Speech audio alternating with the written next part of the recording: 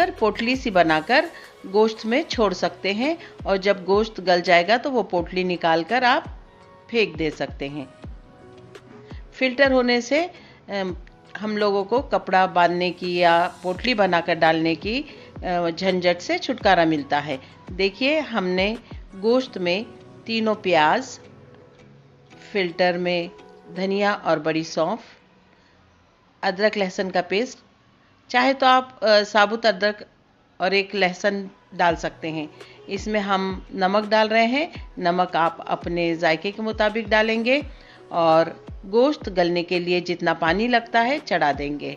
इसके अलावा हमें लगने वाला है लॉन्ग राइस, एक प्याज कटी हुई, आलू,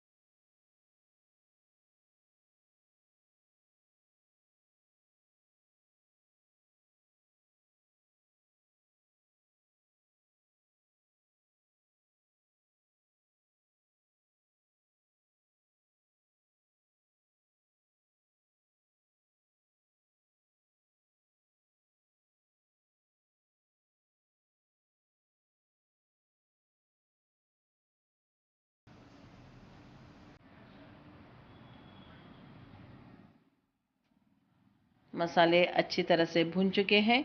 अब हम इसमें आलू डाल रहे हैं और आलू डालने के बाद भी हम इसे अच्छी तरह से भूनेंगे। चूँकि हमने इसे तल लिया है इसलिए मसाले इसमें आसानी से चले जाएंगे, वरना तो हम इसे कांटा चम्मच से थोड़ा छेद करके डालते हैं। मसाले अच्छी तरह भून चुके हैं, पकने की महक आने लगी है,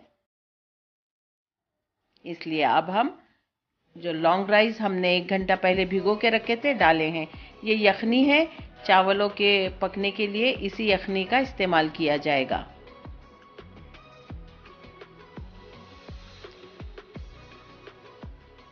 पूरी यखनी चावलों में डाली जा चुकी है। अब हम उसमें इतना ही पानी डालेंगे जितना हमारे चावलों के पकने के लिए लगता है। आप जो भी चावल इस्तेमाल करेंगे उसी हिसाब से डालिए। देखिए हमारे पुलाव पककर तैयार है, डिश आउट किया है।